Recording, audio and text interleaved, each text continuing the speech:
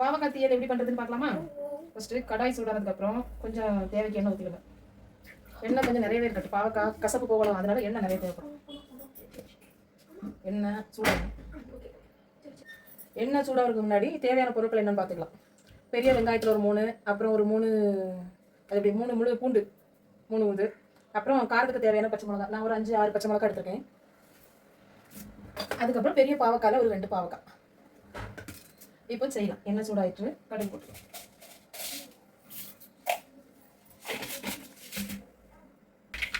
கடுகு கொட்டியாச்சு. இப்போ கருவேப்பிலை போட்டுக்கலாமா? கருவேப்பிலை போட்டுட்டு வெங்காயத்தை வச்சு போட்டு நல்லா வதக்கிடுங்க. கொஞ்சம் நல்லா வதக்கிடுங்க. பாவக்காய் பொரிச்சா நல்லா இருக்கும். என் மகன் பொரிச்சுதான்பா. என் மகனுக்கு தீயல் வச்சா தான் முடியும்.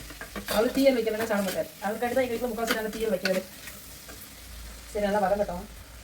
பாவக்காய் கொஞ்சம் வதங்கியாச்சு. அதுக்கப்புறம் பச்சை மிளகா எல்லாம் போட்டு இதுவும் நல்லா போட்டு வதக்கிடுங்க. கொஞ்சம் வதங்குறது அப்படியே வச்சு வதக்கிட்டு சரி வதங்கட்டும். இது வதங்கினதுக்கப்புறம் பாவக்காய் சேர்த்துக்கிறாங்க. பூண்டு போட்டு வதக்கினதுக்கப்புறம் பாவக்காய் போட்டு பாவக்காய் கொஞ்சம் நல்லா எண்ணெயில் வேகணும், இல்லைன்னா கசக்கும். பாவக்காய் போட்டு கொஞ்சம் நல்லா அந்த எண்ணெயில் நல்லா வதக்கிடுங்க. வெங்காயம் வதக்கிற மாதிரி நல்லா வதக்கிடுங்க. இப்போ 5 நிமிஷம் அப்படியே அந்த எண்ணெயிலே வதங்கிடுச்சுன்னா அந்த கசப்பு இறங்கும்.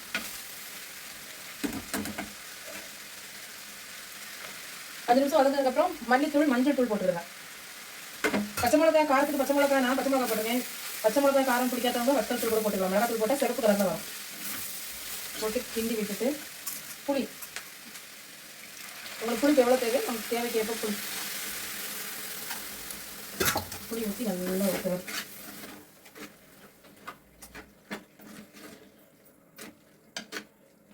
கிளறிட்டு அப்படியே கொஞ்சம் நேரம் நல்லா வேகட்டும். நல்லா கொதிச்சுட்டு இருக்கு. இப்போ உப்பு தேவையான அளவு உப்பு. காரத்துக்கு பச்சை மிளகாய் தேவைன்னா பச்சை மிளகாய் போட்டுடுங்க. இல்லை மிளகாத்தூள்னா மிளகாத்தூள் போட்டுடுவேன். அப்புறம் சர்க்கரை நிறைய பேர் சர்க்கரை போடுவாங்க. நான் சர்க்கரை போட மாட்டேன். நிறைய பேர் சர்க்கரை போடுவாங்க.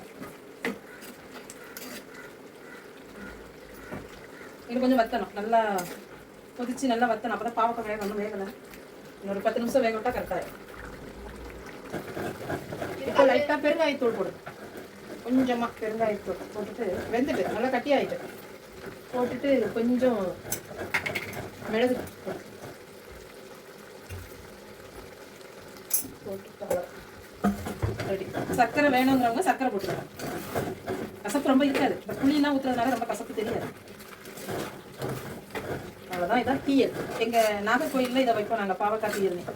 இதை வச்சு உடனே சாப்பிட்றதை விட இன்னைக்கு வச்சுட்டு நாளைக்கு மறுநாள் சாப்பாட்டில் போட்டு சுட சுட சாதத்தில் போட்டு விரவி சாப்பிட்டா அவ்வளோ டேஸ்ட்டாக இருக்கும். பாவக்காய் தீயல் ரெடி.